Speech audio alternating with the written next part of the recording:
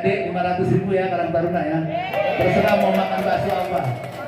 Ini bukan nyogok. Jika kita membantu masyarakat dengan ikhlas, memberikan sesuatu kepada masyarakat yang dijamin bahwa kita juga akan diberkahi.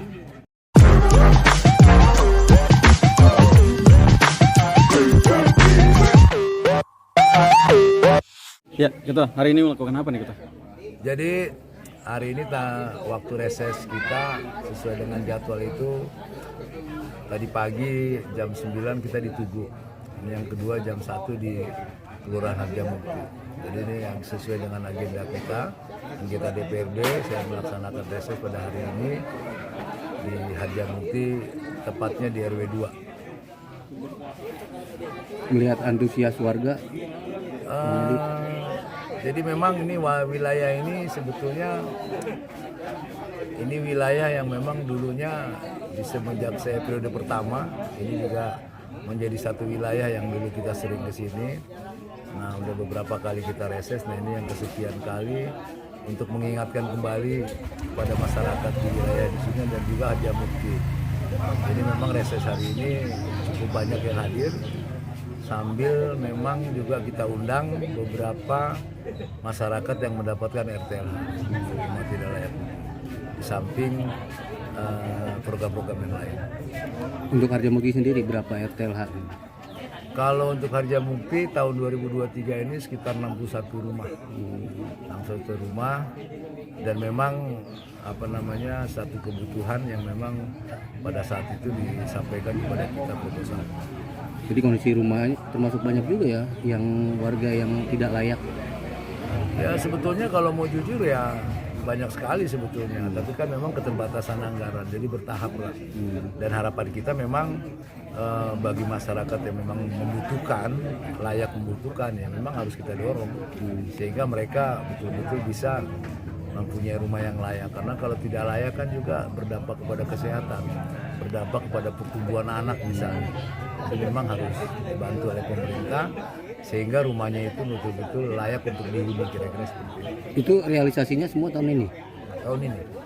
Selain RTLH ada lagi Bang yang tahun ini? Ada infrastruktur dan yang lain-lain. Ketua, tadi usulan-usulan di Tugu sampai proposal numpuk itu gimana nih Ketua ntar memperjuangkannya?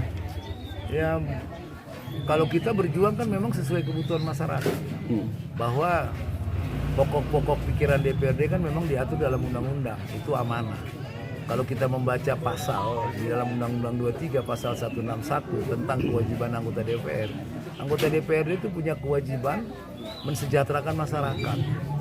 Ya kan? Kemudian terkait dengan pokok-pokok pikiran DPRD itu diatur dalam Permendagri nomor 86 tahun 2017. Ya kan, pasal 78 tentang pokok-pokok pikiran DPRD. Memang kita wajib menerima aspirasi masyarakat melalui reses, melalui silaturahmi dengan masyarakat, yang kemudian kita tidak lanjuti nanti kepada pemerintah dalam bentuk pokok pikiran DPRD. Jadi memang konsekuensinya seperti itu, dan saya senang kalau masyarakat banyak yang memberikan usulan, berarti dia peduli kepada lingkungannya. Malah kurang bagus kalau di satu wilayah kita reses tidak ada usulan. Jadi selama usulannya itu memang banyak, berarti selama itu memang RT RW kita berfungsi sebagai jembatan untuk warga dalam semua sektor, termasuk infrastruktur. Itu semua usulannya kira-kira bisa direalisasikan?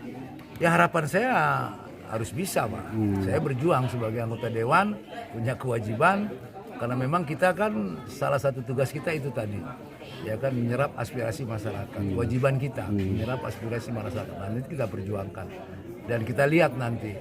Artinya mudah-mudahan anggaran pemerintah kota juga setiap tahun juga bertambah dari sisi pendapatannya. Kemudian APBD-nya kalau pendapatannya juga bertambah maka APBD-nya juga meningkat. Kalau APBD-nya meningkat ya mudah-mudahan itu bisa terlaksana. Ketua, tadi ada yang menarik tuh.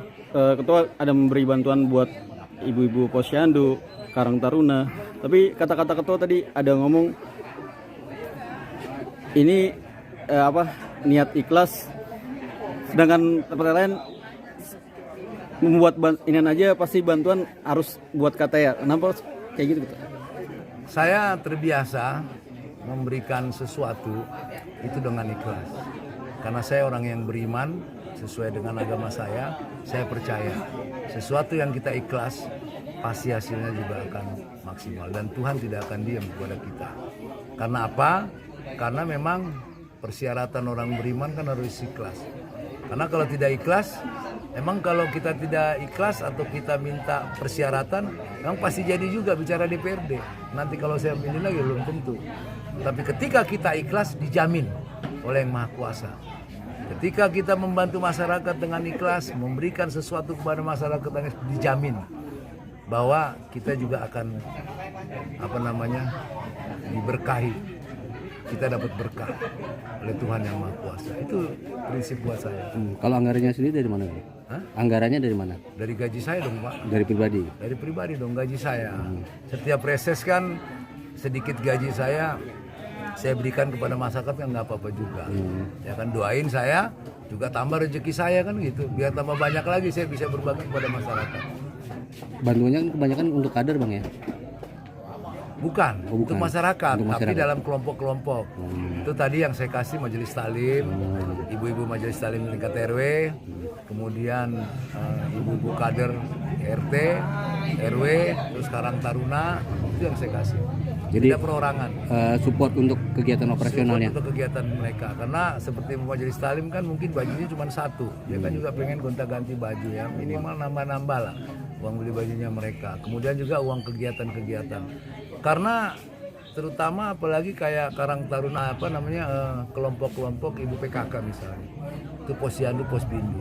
Itu kan mereka juga yang memang salah satu sebagai pion, sebagai salah satu yang membantu pemerintah dalam hal kesehatan di wilayahnya terkait dengan lansia, terkait dengan anak-anak dan segala dan selesai. Jadi memang harus kita bantu lah. Ya, Ketua, makasih banyak atas waktunya.